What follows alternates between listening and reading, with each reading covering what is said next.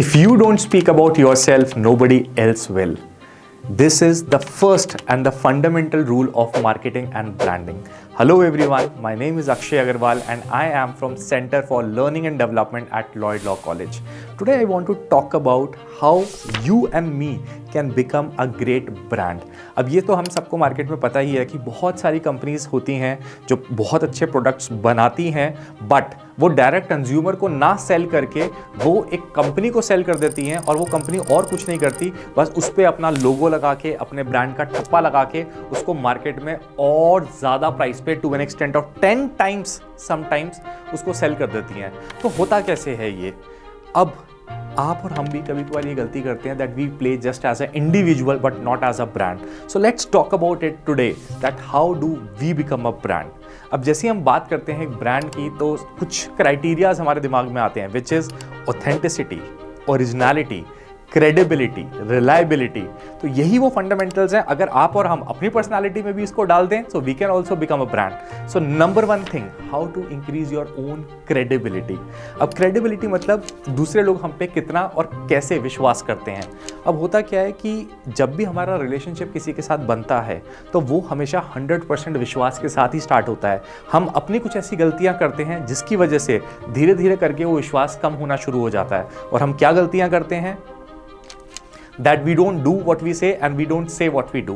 अब होता क्या है कि कभी कभार हमें पता होता है कि किसी इवेंट में किसी प्रॉमिस को हम पूरा नहीं कर पाएंगे, फिर भी हम उसको ओवर प्रॉमिस कर देते हैं और जब वो चीज़ नहीं होती तो इंसान का ट्रस्ट हम पे ख़त्म होता है, क्रेडिबिलिटी ख़त्म होती है और हमारी ब्रांड इमेज कम हो जाती है।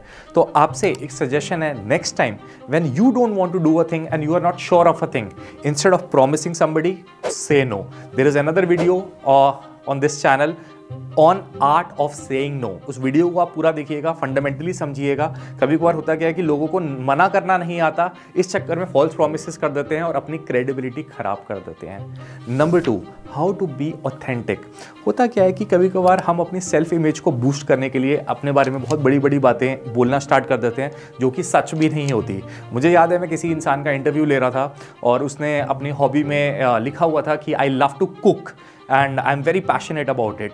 तो कभी बार आपको पता भी नहीं होता कि इंटरव्यूअर के पास ये एक तरीका होता है कि आपकी ऑथेंटिसिटी चेक करने का कि जो आप लिख रहे हैं, जो आप बोल रहे हैं वो सच भी है या नहीं। तो I just ask this person randomly कि आपको क्या क्या बनाना पसंद है और ये शौक आपको कैसे आया। That time I realised that person gave me all the foolish answers. उसको एक मैगी बनाने का तरीका भी ठीक से नहीं पता था। तो दैट्स एब्सोल्युटली फाइन, ज़रूरी नहीं है आता है नहीं आता, that's a separate thing, but वो झूठ लिखने की वहाँ पे क्या ज़रूरत थी। तो इस चक्कर में आई रियलाइज कि यार ये इंसान कुछ भी लिख रहा है और इसकी ऑथेंटिसिटी खत्म हो जाती है। So I just want to request you, just be original. Original means who you are and what you think. अगर आपको कोई चीज़ सही लगती है, से इट। अगर आपको चीज़ नहीं सही लगती है, just say it and trust me, your income is sometimes nothing else but the result of goodwill and brand you create of yourself in the market. So thank you for watching this video. I hope you become a better brand and your value increases.